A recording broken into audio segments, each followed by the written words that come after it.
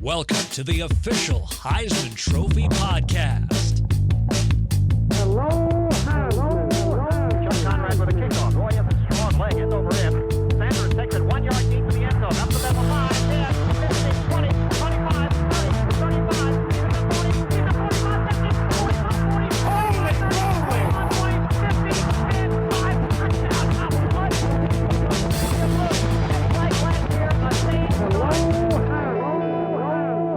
And the winner is... Here's your host, Chris Houston. Welcome back to another episode of the official Heisman Trophy podcast. We are now in November, and the Heisman race is wide open. Lots of great quarterbacks out there vying for the award. Maybe a receiver or two. Is there a running back starting to emerge? What about a punter? You know, if you go back and look at all those old promotional photos of Heisman winners, a lot of those guys were great punters and kickers as well. In that era of single platoon football, it was very important to be able to do everything, to run, pass, punt, kick. But now we have an era of specialists, and that's why we call them special teams. And we've really tried our best on this show to focus on as many different positions as possible, because the Heisman technically can be won by any position. And that's why this week's episode is focused on special teams. Later on in the show, we're going to tell the story of Steve Spurrier's game-winning field goal in 1966 to beat Auburn. That was probably the last field goal ever kicked by a Heisman Trophy winner. In our B block, we're going to talk to one of the best punt returners in the country, a freshman, USC receiver Zachariah Branch. It takes a special kind of player to go back there on a punt return and take on all comers as they're racing towards you. He's going to tell you what it's like. And we're going to lead off the show from the punter's perspective. Tory Taylor, All-American punter from the University of Iowa. He's going to teach us a thing or two about punting and share his story of coming from Australia and ending up in the Big Ten. But before we get to those great stories and guests, let's kick things off by checking in on the Heisman race. It's the Heisman Roundup, Week 9. Hype! And down the stretch they come. Wait, wrong sport, but not entirely the wrong analogy, as a handful of Heisman hopefuls are jockeying for voters' attention as we enter November. A few prominent Heisman contenders were off this weekend, including LSU quarterback Jaden Daniels and Michigan quarterback J.J. McCarthy, but let's dig in with those who showed out on Saturday. Out west, Washington quarterback Michael Penix Jr. continues to grab an increasingly large share of Heisman attention. The senior, who leads the country in passing yards per game by almost 40 yards, battled through a nasty cold Saturday to throw for 369 yards and 4 touchdowns to help Washington hold off Stanford 42-33. Penix Jr. has led the Huskies to their first 8-0 start since they made their only college football playoff appearance in 2016, and Washington coach Kalen DeBoer was impressed by how he competed on Saturday. Yeah, he's not feeling good. He's definitely not feeling good, but he's not going to make excuses, and we're not either. He was out there and threw the ball, and there's a couple things where he's battling through it. Yeah. Elsewhere in the Pac-12, Oregon quarterback Bo Nix played a huge role in the Ducks' 35-6 dismantling of Utah as they ended the Utes' 18-game home win streak. Nix, who leads the nation in completion percentage and boasts a 21-1 touchdown-to-interception ratio, threw for 248 yards and 2 scores on 24 of 31 passing, and also opened the game scoring with a 1-yard touchdown run. He connected on this 18-yard fourth-quarter touchdown pass to Jordan James that gave Oregon a double-digit lead. Nix over the middle, caught. James, touchdown, Oregon. And partner, talk about some quick decisions. This offense is humming with Bo Nix.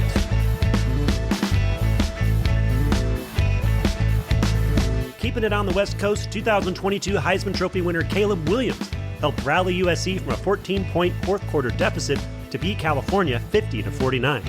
He threw for 369 yards and 2 scores and also ran in 2 touchdowns.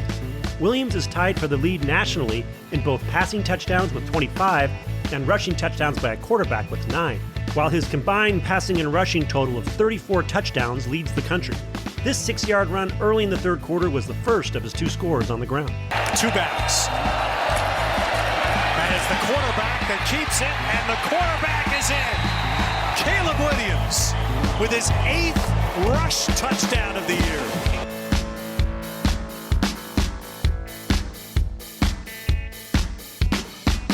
On the other side of the country, Florida State quarterback Jordan Travis kept the pedal down for the Seminoles as they moved to 8-0 with the 41-16 victory over Wake Forest. Travis passed for a season-high 359 yards and 3 touchdowns and also ran one in. He has now accounted for multiple touchdowns in 15 straight games, the longest such streak in the nation, which included this 13-yard first-quarter touchdown run that got the Seminoles going. Travis has a lane, needs a block, gets it, touchdown. Ohio State junior Marvin Harrison Jr. continues to make the case for another receiver to win the Heisman. He had 6 receptions for 123 yards and 2 touchdowns in the Buckeyes' 24-10 victory over Wisconsin for his 4th straight game with over 100 yards receiving and his 6th on the season in 8 games. His 2 touchdown catches tied a season high, including this incredible 19-yard touchdown grab that broke a third-quarter 10-10 tie. McCord under pressure, hit as he throws, end zone! Touchdown, Marvin Harrison Jr.! The question is, does he get a foot in? Yep, I think he does. Does he maintain the catch? And I think he does that too. And he got hit in the face. Yeah.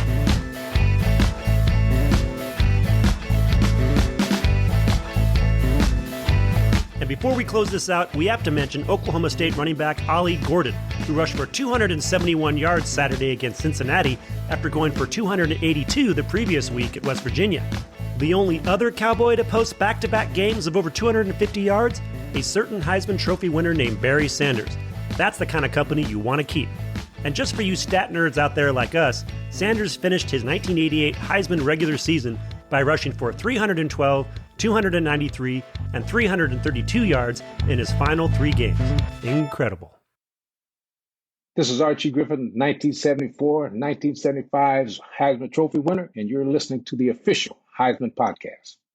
Our first guest just might be the best punter in the country. He leads the nation with 54 punts for 2,619 yards, an average of 48.5 yards per punt, and he punts about 7 times per game, which is a lot. Of his 54 punts so far this year, 18 of them have been fair caught, 23 of them went for 50-plus yards, and 18 landed inside the 20-yard line. We're talking about a real weapon here who can flip the field and give his defense great position. And I'm especially excited to have him on because I think punting is a part of the game that doesn't get a lot of attention and is often misunderstood. And to make things even more intriguing, our guest is from Melbourne, Australia.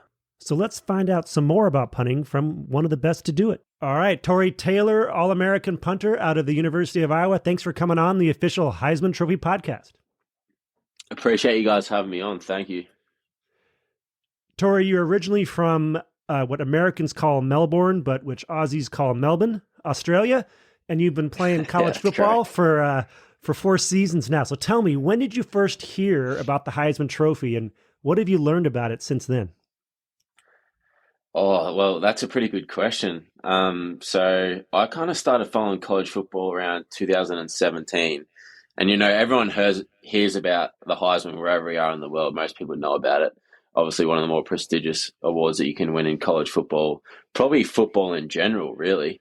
To be the best player of, thousands and thousands of athletes is pretty special. So I probably heard about it maybe 6-7 years ago when I first started getting into college football. You know, I would watch a few games on a Sunday morning Australia time, and that's when I kind of started to think, you know what, maybe I want to give this punting thing a go. But yeah, so probably 5 or 6 years ago, I first heard about it.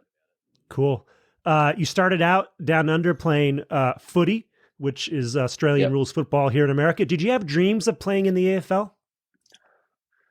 I mean, I did as a younger kid, probably when, you know, every 12, 13-year-old kid wants to go on to play professional football, especially at that time. And no one really enjoys school. You're always thinking about, what can I do that doesn't involve school or doesn't involve working? So yeah, it was always a dream as a younger kid, but not many people probably know this, but I started playing Australian football from, would have been maybe age 14 till I was, I think, 19, just because I didn't really enjoy it anymore. I was kind of like, this is a little boring. And then, I started playing again when I was 19 with a few of my mates at my local club. They kind of invited me down, and I thought, well, you know, this would be fun. What have I got to lose? And I played for a few years before I made the transition across to here. Cool. Which of the 9 Melbourne AFL teams is your fave? I'm actually a diehard Richmond Tiger supporter. So, yeah, I was fortunate enough to see 2 premierships, which is the Super Bowl, basically. The championship game, I've seen 2 live. So that was, pretty incredible experience to be able to see that. And I'm the only Richmond supporter in my family of 6. So, yeah, I certainly let them all know about it for quite a few years. Who's the main rival of Richmond? Probably Collingwood. Oh, Collingwood just won it recently, right? They did, yes. Yeah, but then Richmond went back-to-back a few years back, so you can... Yeah, we won 17, 19, and 20. Nice. So how did you end up deciding to play college football? So I'd always been a relatively big kicker to Australian football, and then I kind of looked into it a little bit, and then a couple of my mates said, like, dude, you got a massive leg. Have you ever thought about punting? And I said, not really. And then, like I said, I looked into it a bit more, got in contact with the guys at Pro Kick, and they said, come down for a session. So I took along my boots, or cleats as such, and kicked a few balls. And Chappie, as we call him, Nathan Chapman at Pro Kick Australia, he said, look, you kind of got what it takes. It's really just whether you want to do it or not. And then I thought about it for quite some time. And when I say quite some time, it was probably 18 months or so. Mm-hmm. And then it really just, I just wasn't really enjoying what I was doing. And I thought, I don't want to wake up in 20 years' time and go, man, I wish I'd done this. And my dad kind of, hit me with something that was really stuck with me to this day. And he just said, don't be one of those guys that wakes up in 20 or 30 years' time and always sitting at the bars or pubs with one of your mates going, I could have done this, or I should have done that, or I would have done that. And that's really stuck with me. I learned it in a lot of aspects of life. So that's what it really came down to, is as silly as it sounds. At first, I was like, well, I don't want to regret this in 20, 30 years' time.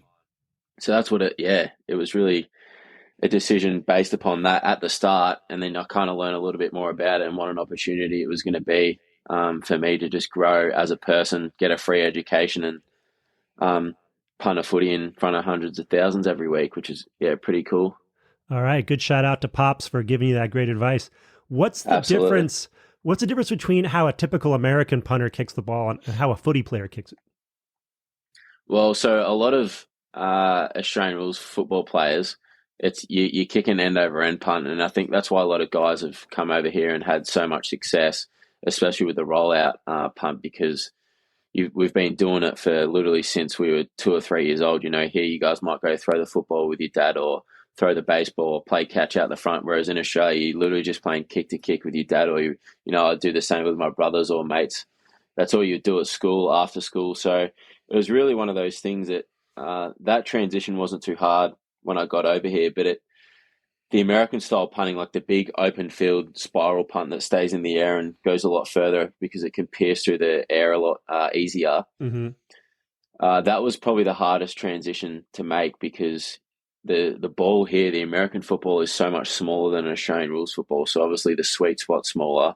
So there's really less room for error. So that was probably been the hardest part. Yeah. It's just being able to make sweet contact with the ball every time. And I'm still learning to this day. And for as long as I'm punting a football, you talk to any punters, they'll tell you the same thing.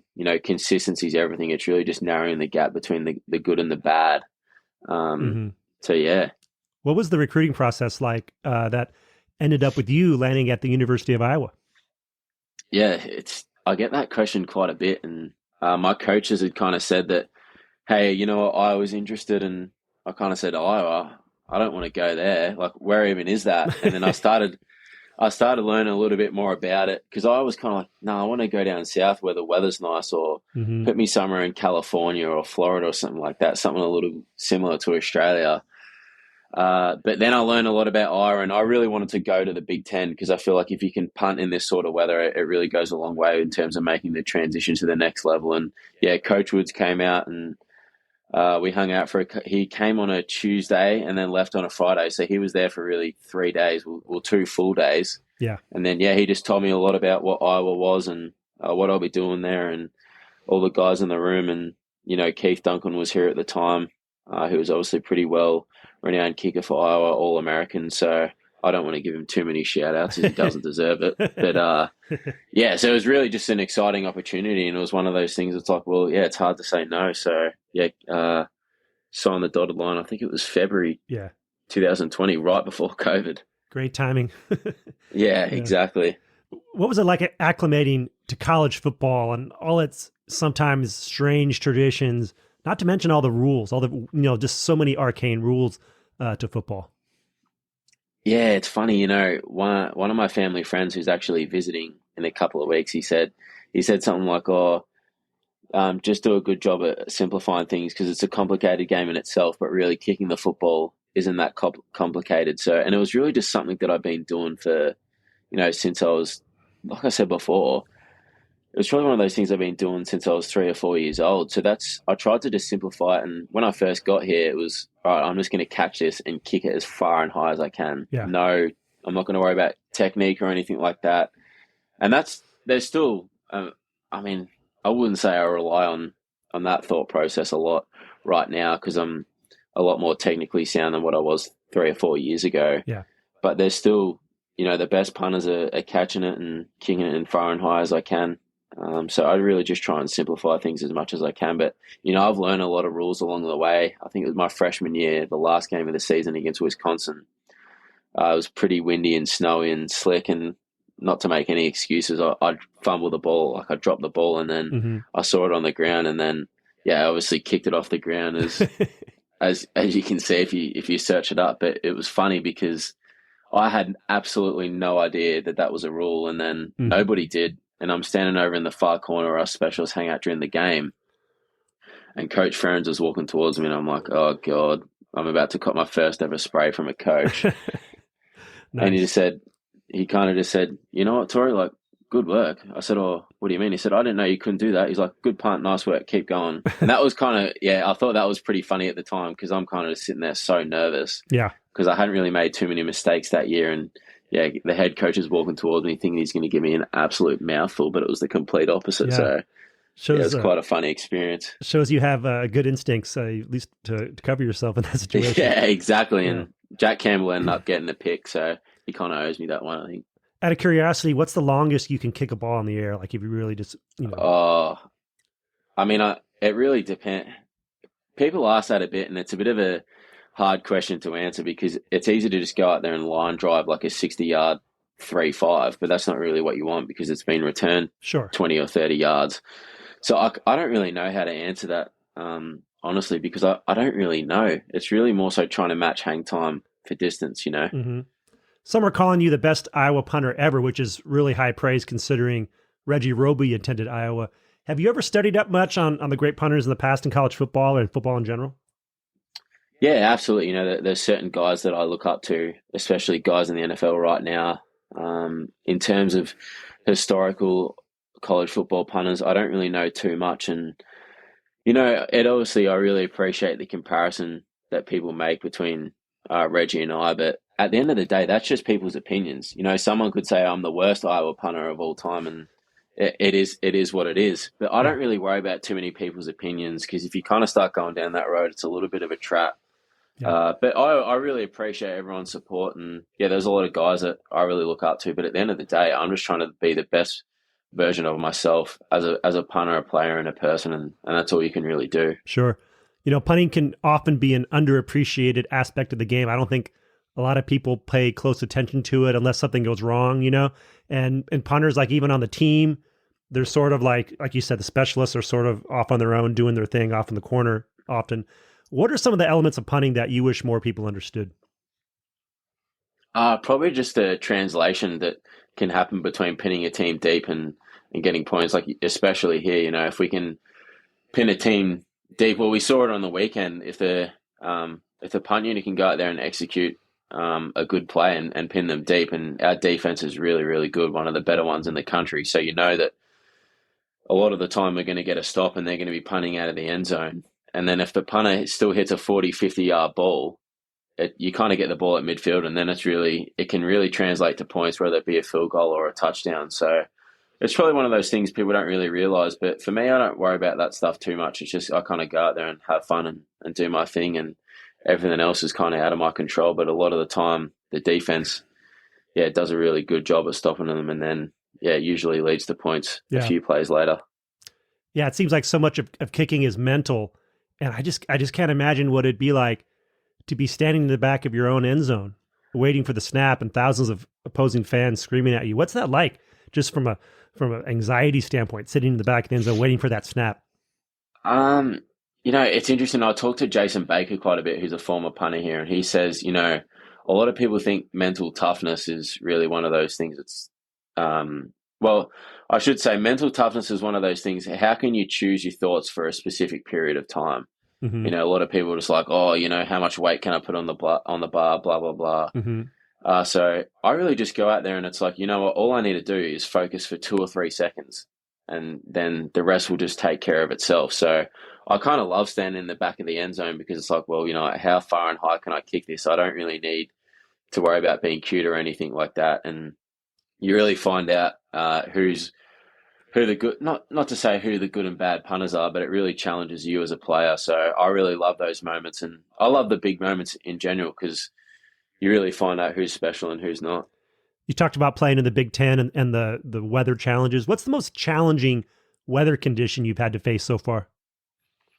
It's interesting you asked that. Probably last week against Minnesota, just because there wasn't really any parts on the field where it was downwind because it can be kind of going one way, but then it bounces back off the end zones or different corners of the game. So that it was really challenging last week. Last year we played Purdue. That was really just one wind down the field, but it was blowing, 30, 40 miles an hour. So that was really challenging. I remember I was standing in the end zone, kicking them end zone to end zone. I'm like, oh, this is great. Then we turned it around and you could barely kick them 20, 30 yards. So that was certainly challenging in itself. But yeah, probably like I've said before, you really find out who's legit and who's not. So I really love playing in those games. Yeah. How important is it to have a good relationship with your long snapper and other key members of the punting unit? Yeah, I'm really glad you brought that up because obviously people kind of see that the punter gets all the recognition and things like that, but I would be absolutely nothing without Luke. And he's just as important of a player to the team in general. And whenever he's out there or whenever I'm out there with him, we just try to go out there and do our thing. And, I say to him quite regularly, the success of this game is really going to come down to the guys on the field, on the punt unit and in the specialist room, because people might not think, but special teams is a really, really major component of playing football, especially when it comes to field position. And especially here at Isle, it's a no-brainer. We don't have the greatest offense going around whatsoever. So to be able to just go out there and be special as a punt unit and as a specialist room. But yeah, Luke is just such an exceptional snapper, great player, really good football player in general, hell of an athlete, but an even better person. He's kind of like the mediator in the room. He kind of keeps everyone together and keeps everyone settled. So he certainly makes life a lot easier on the field and just from a mental part too. And for you listeners who don't know, we're talking about Luke Elkin, the long snapper for Iowa football. What kind of feeling do you get when you flip the field and pin the opposing team deep near their own goal? It seems like it would just be a tremendous rush. Is that the best feeling? Yeah, it is. When you kind of hit that nice open field spiral, which I was fortunate enough to do a couple of times at Wisconsin, that's when I was like, oh, that felt nice. Because, yeah, I've probably said it before. When I kind of go out there and pin a team deep, yeah, that's great. But to be able to go out there and kick a big open field spiral with high hang time and lots of distance, people probably don't really grasp how difficult that is to kind of hit the sweet spot to be able to make that to happen. So yeah, that stuff is really, really satisfying, and it's always nice catching up with Luke after, and he's like, "Yeah, that was a nice ball," and I'm kind of like, "Yeah." As soon as I hit that, I knew it was nice. Yeah. What does your dream punt look like? Oh, that's a good question. So a lot of people probably think that you want that high, like tight spiral, but those ones come down really quickly.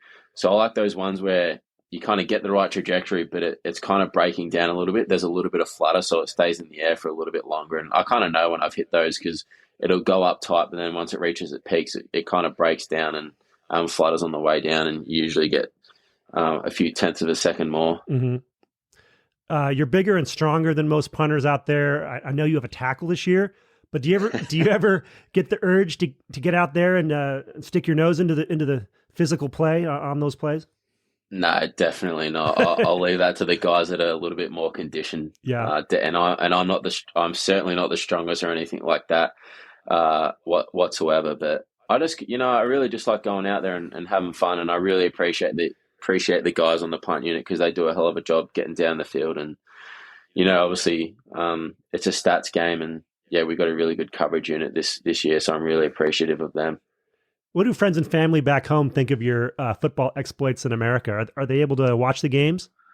Yeah, so my family and a couple of my close mates, they get up every Sunday morning and watch the game. They usually, if it's a 2:30 game here, it's 6:30 a.m. there. So they're always getting up early, especially on a Sunday morning. So I really appreciate their support. And mum and my little brother and one of my good mates, he came out for a few weeks of September, and yeah, my dad will be here in a few weeks. So I'm really excited for that. It's always a little bit more special when they're here in person watching the games. But sure, to answer your original question, yeah, they all get up home and watch the games, which I'm really appreciative of.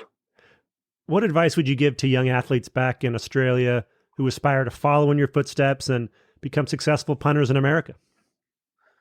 Probably just understanding that you're never really going to grow as a person unless you put yourself out of your comfort zone. And I must say, good things happen to those that kind of go out there and take risks. So if I was to offer any advice, and that's just not even like a football thing, it's really just a life thing. Yeah. That was really one of the main reasons I came over here, was just to try and get out of that bubble and do something a little different and get out of my comfort zone. It was a new challenge. So, and I've really enjoyed it since I got here. But yeah, that's one thing that I'd really tell young kids, that, that it's okay to do something a little different and get out of your comfort zone. Yeah. Looking ahead, what are your goals and aspirations in your football career, and how do you plan to work towards them? Well, first and foremost, I really want to win a Big Ten championship. Never done that since I got here, and it's obviously going to be difficult. We got a lot of you're playing in the Big Ten. There's no easy games whatsoever, and we got 4 games, and really the fate's in our own hands. So if we can win 4 games, it's going to go a long way to us going to Indy. And yeah, there's nothing better than having control of your own destiny. So that's first and foremost. And like every college football player, you want to move on and play in the NFL, and that's certainly a goal of mine. So whether that happens or not, hopefully it does, and I'm going to do everything I can to get better, to give myself the best chance. Well, you've got a nice bye week here to relax a bit, and then Northwestern, Rutgers, Illinois, Nebraska, definitely a good chance to finish out strong on the season. To wind things up, the Heisman goes to the most outstanding player in college football, but no kicker or punter has really come close to winning. Although in the past, you've had players who kicked in addition to other duties that they've, had, and they won the trophy. But what do you think, just, in an alternate universe, an alternate world, what do you think a punter would have to do in a statistical sense to get Heisman attention? Oh, God. They'd certainly probably have to kick a ball very, very far. And I would say they'd at least have to average over, they'd probably have to do something that's never happened before. And I'm really trying to think of someone or I guess whether that ever happens, I'm really not too sure. But especially this year, there's a lot of guys performing at a high level, a lot of specialists doing their thing. But yeah, as much as it would be great for a punter or a kicker to win the Heisman, I can't really ever seeing it happen. But it's usually, I wouldn't say it's a quarterback or a skill award, but that's usually what it comes down to. But yeah, I mean, those guys they're out on the football field a lot, and especially the QBs. I mean, you look at JJ McCarthy at Michigan. I really don't know too much about the Heisman, or who's going to win it this year. Right. But yeah, if I was to pick anyone, it would probably be him. Yeah, I was just thinking, if someone averaged, I guess, it's hard to average more than 50 yards a punt because you just can't control the situations where you're punting from, right? And then yeah, exactly. And then I guess, in theory, I guess it could be, if you get such great hang time, you never get a punt returned. I guess, something to think about. But anyway, Tory, thanks for coming on the official Heisman Trophy podcast. We appreciate taking the time. And yeah, absolutely. Thank you. Yeah, we wish you and your team the best of luck and good health in the future. Likewise. Thanks very much. Thanks a bunch.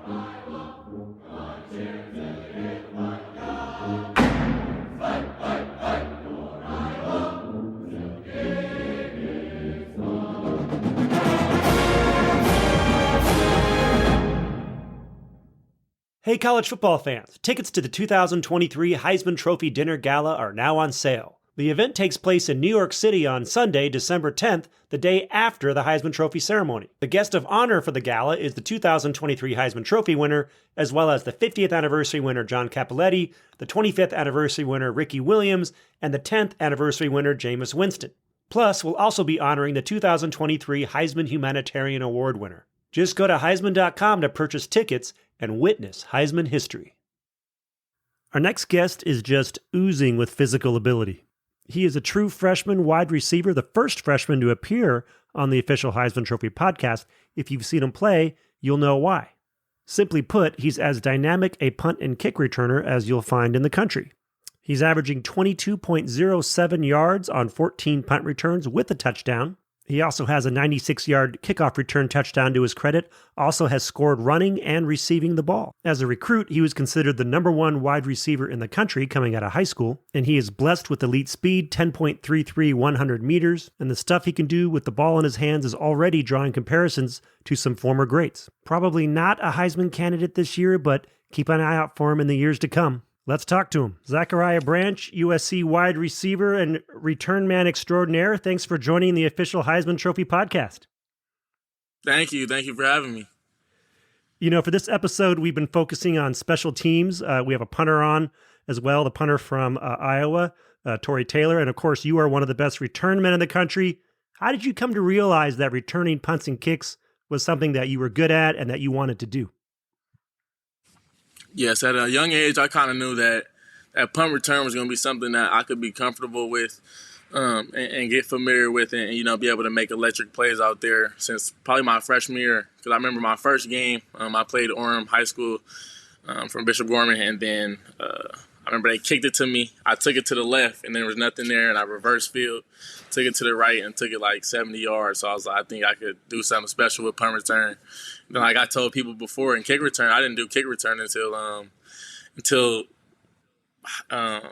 just now, until 8th grade. Like I didn't do kick return for like 3-4 years. So it was real new for me coming back into college. Just got real comfortable with it, trying to still get comfortable with it now. You know, learning certain things with it, but definitely it's a blessing from God with everything that I'm able to do. Right. What's it like being out there on a punt return all by yourself with all eyes in the stadium just on you? You know, I try to tune the crowd out the whole time while I'm out there.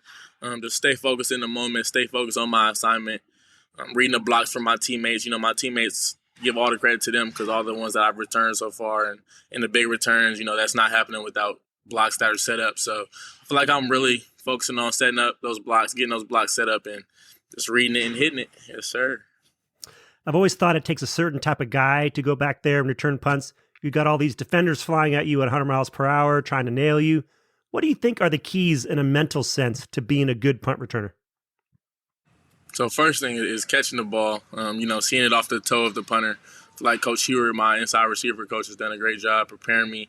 You know, just learning every aspect behind special teams. It's really bigger than just going out there, catching the ball and just trying to make something happen. You know, you kind of got to study the film, seeing how everything is kicked, how their habits are, how far their average is, just kind of tying everything into that.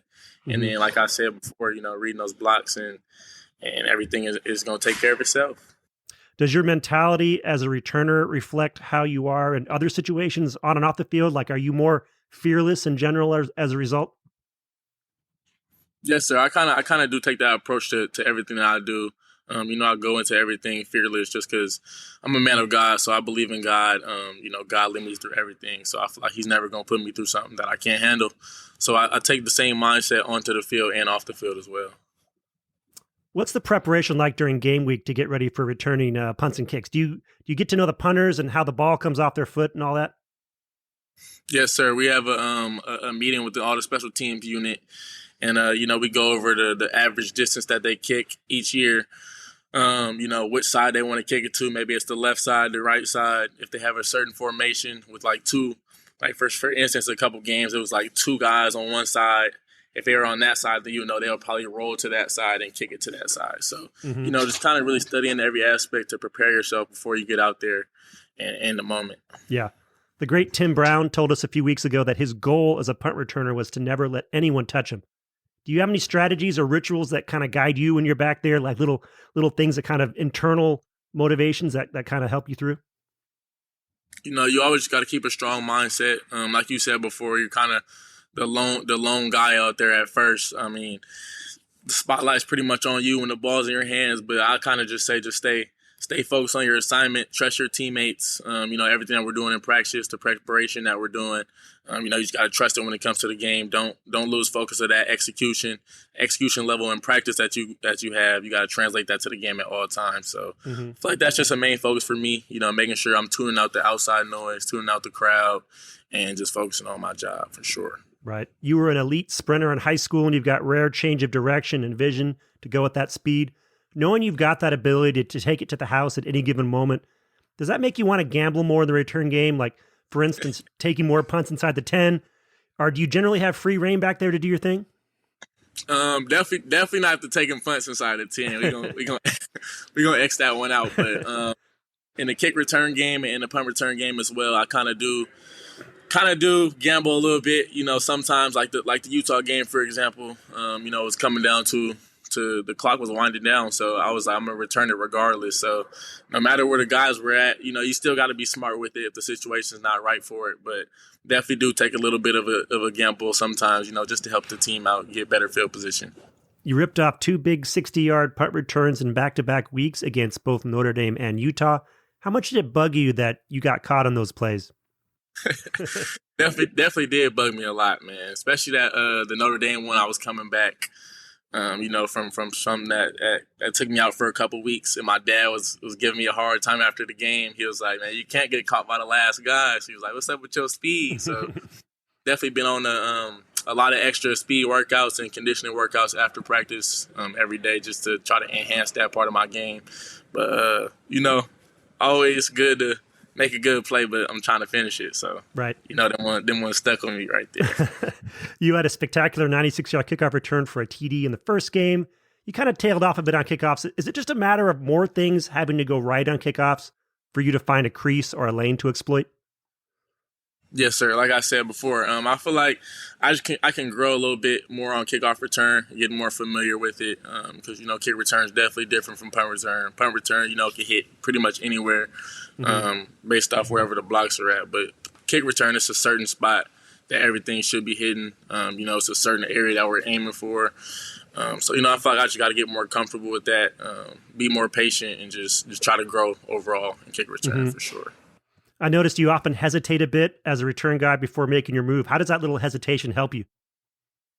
No, for sure. Definitely have to set the blocks up for kick return, punt return. Everything's kind of just lanes right away as soon as you catch the ball. But kick return, you have to let everything develop. Like you can see the first game versus San Jose State, I kind of paused for a second, and then everything opened up in the middle. As soon as I saw the hole, you just got to hit it. But I feel like that's the biggest thing in kick return is you got to trust yourself, trust the technique that your teammates are using, and trust the plan that the coach is giving out for you, and everything should go as planned. What aspects of your overall return game are you currently working on the most to improve? Definitely just trusting the scheme behind everything. Certain things may not look like it's there at first, but, it's going to develop over time. So I feel like just being more patient, developing that scheme and really just trusting that scheme to make things happen easier. I feel like sometimes I try to do a little too much or not trust myself as much as I can. I feel like I definitely can grow in that aspect for sure. Mm-hmm. The return game might be the most exciting aspect of football when it's going well. There have been a lot of great Heisman Trophy winners who've had great punt and kick returns. Who are some return men you've watched over the years and learned from? Some return men, definitely I go first. Devin Hester is somebody that I always watched, growing up. Kick return. Yeah. He's the best to do it. Dante Hall was pretty good as well, doing those. So I feel like those two guys are dudes who stood out for me. Deshaun Jackson as well. He was crazy at it as well. So I feel like those three guys are pretty much dudes that I kind of try to mold my game into, take pieces from them and try to implement that into my game as well. So those three guys are great. Mm-hmm. What are some things about returning punts and kicks that you wish more people understood? I would kind of say the things that you have to know before you actually go out there. Most people probably think you just go back there, catch the ball, and just make something happen. I feel like the film aspect of things is something that needs to be talked about more. If you did know, just studying a punter, studying how things come off of their foot, which direction, like I said, which direction they like to kick to, if it's certain formations, what are their tendencies to that formation. So I feel like just the mental aspect behind things rather than trusting the lanes, but pre-snap, figuring out everything that you need to know. Do you miss running track and field? I sure do, man. I sure do. I was supposed to run in January when I came, but, things didn't work out the way I thought it was. So definitely am going to be running next year. So next indoor season, I should be running, and then going into the outdoor season, I should be running as well. So I'm excited for that. It's been like 3-4 years, man. I miss it. All right, cool. So you're about 3/4 of the way through your freshman season. You've already scored a touchdown 4 different ways, receiving, running, by punt, and by kick. You're the first Pac-12 player to do so in a season since Christian McCaffrey. Next year, the Trojans move to the Big Ten, and there's some new challenges. What are your personal goals as a receiver and as a return man in the coming seasons? I'm kind of going into next season the same way I came into this season. I don't really have any certain goals that I'm going for, or any things that I'm aiming for. There's always personal goals that you kind of do have, but I haven't really set any of those yet. I just want to help my team do as much as I can to help them win, especially going to the new conference as well. It's going to be an adjustment for all of us together. So, like, just being able to help the team in general be able to win as many games as you can, and just execute. Zachariah Branch, USC Trojans wide receiver and return man, thanks for coming on the official Heisman Trophy podcast. We wish you and your team the best of luck this weekend against Washington, and the best of health for you in the future. Appreciate it. Thank you. Fight on.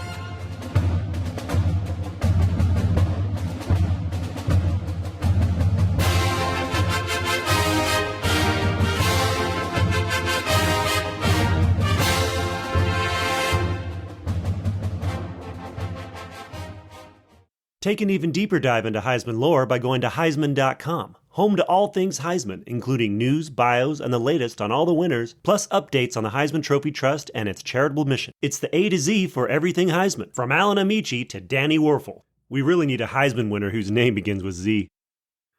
Our focus on special teams continues in our latest Heisman Spotlight, and we're going to take it back to 1966, the year Steve Spurrier won Florida's first Heisman Trophy on the strength of his arm, his guile, and his foot? Yep. Before he became the national title-winning old ball coach, or the number 3 pick in the NFL draft, or a Heisman Trophy winner, or a 3-year starting quarterback at Florida, Steve Spurrier was a do-it-all kid in high school who could shoot hoops, play baseball, and had a strong enough leg to be the kicker and punter for his high school football team. He soon developed as a quarterback too, winning the starting job as a junior at Johnson City, Tennessee's Science Hill High. But he always maintained that strong leg, and he took it with him to college. And so it came to pass on October 29, 1966, about 57 years ago to the day, Spurrier, in his 3rd year starting for the Gators, broke a 27-27 tie against Auburn. Not with the touchdown from his right arm, but a 40-yard kick with his right foot that many think clinched the 1966 Heisman Trophy, including Spurrier. Yeah, I was fortunate to kick that 40-yarder, and we won the game 30-27.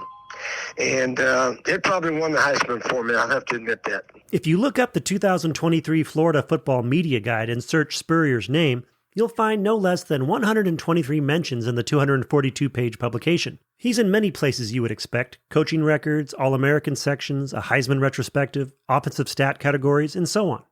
On page 186, you'll find out that Spurrier is still 10th all-time on Florida's career punting chart with 130 career boots, which makes sense since he was a 3-year starter at punter who averaged 40.3 yards per kick. But if you scroll 2 pages earlier to page 184, there's a chart that lists all 10 of the program's game-winning field goals, occurring within the game's final 2.5 minutes. And there it is, Spurrier's 40-yarder against Auburn with 2:12 left on the clock. Now, kicking wasn't something that Spurrier just tolerated. He genuinely enjoyed going out there and working on his craft. Oh, I practice during the week. Oh, I love to come out, practice early, and, either put it on a little tee or have a holder and practice some before practice started. And I was actually the long distance field goal kicker. Not many people remembered I kicked two the first game of the season against Northwestern. But since we beat Northwestern 43-7, there wasn't much written about that. Spurrier had quarterbacked the Gators to back-to-back 7-win seasons his first 2 years as a starter in 1964 and 1965, and played well enough as a sophomore to finish 9th in the Heisman balloting. Things were clicking for Spurrier as a 1966 senior. The win at Northwestern, spurred by Spurrier's pair of field goals, started a streak of 6 straight wins to open the season. That included a 22-19 triumph over rival Florida State and a 28-7 win at LSU the week before Auburn. Certainly we thought we had a pretty good team, and we opened up 7-0, which was the best in school history. Florida team had never won their first 7. So we got a lot of publicity, I guess, this, that, and the other. And the 7th game was against Auburn, and we dominated the game statistically, but they ran a kickoff back for a touchdown, and one of their guys got a fumble in midair. Back in those days, you couldn't pick up a fumble and score. You couldn't advance it. Right. But if you got it in the air and you could run with it, and for some reason they used to call it midair. It was that long fumble return, as well as an 89-yard kick return, that kept Auburn in the game on a day that they were vastly outgained. As for Spurrier, he found Richard Trapp with an early TD pass to open the game scoring and would finish with 259 yards on 27 of 40 passing. He also had a 1-yard fourth-quarter scoring plunge that capped a 71-yard drive that knotted the game at 27. Spurrier's leg was lively that day. He had punted 5 times, averaging 47.4 yards a kick, and it was that lively leg that would secure the win. Florida got the ball back after tying the score, and Spurrier methodically led them down into Tiger territory with a first down at the 20. Things got a bit hairy from there, as Spurrier got nicked for an intentional grounding call that left a 3rd and 19 from the 39-yard line. But he managed a 15-yard completion that pushed the ball to the 24 and into field goal range. But whose? Turns out it was Spurrier's. Wayne Barfield was Florida's normal extra point kicker, but didn't have the leg for longer kicks. Florida called timeout, and Spurrier asked head coach Ray Graves if he could take the kick. Somebody had to attempt a 40-yard field goal, so I looked at Coach Graves, our head coach. I said, "Coach, let me have a shot at it." He said, "Okay, go for it." You've heard the phrase laces out. That's how kickers prefer the ball to be to get a truer kick on the ball and a more stable flight pattern. Well, that wasn't the case on this kick. Yeah, the faces were dead at me. Larry Rentz, our holder, he just put it down there. Fortunately, they were not off to either side. They were right at me. So I hit it right on the lace somehow, and it got there. You don't worry about that. You're thinking about your form. All right, head right there, step, swing through the ball, and you don't think about laces or anything like that. You can't sit there and say, "Oh, turn the lace a little bit that way or that way." No, you just got to take your steps and let it go. And let it go he did. Spurrier made perfect contact and sent the football straight through the uprights on a kick that looked like it would have been good from 45 yards out or more. After the game, Coach Graves made the case for Spurrier winning the Heisman, saying, "I can't award Steve the Heisman Trophy, but if I could, I'd give him 2 of them. He's absolutely the greatest clutch athlete I've ever seen." Heisman voting was a couple weeks later, and the play was clearly fresh in voters' minds, and they awarded Spurrier Florida's first Heisman Trophy. As for the football that got him there, it now resides in Spurrier's restaurant in the heart of Gator Country, along with his Heisman, for those that want to make a pilgrimage for Heisman history. The official Heisman Trophy podcast streams every Wednesday during the college football season and is hosted, co-produced, edited, and engineered by Chris Houston. Paul Goldberg is the executive producer and editor. Special shout out to Isaac Lowenkron, and big thanks to the Heisman Trophy Trust and its executive director Rob Whalen and associate director Tim Henning. The official Heisman Trophy podcast can be found on Spotify, Apple Music, and anywhere you listen to your favorite podcasts. You can also find clips of our show on Facebook, Instagram, Twitter, and YouTube. Just go to @Heisman Trophy.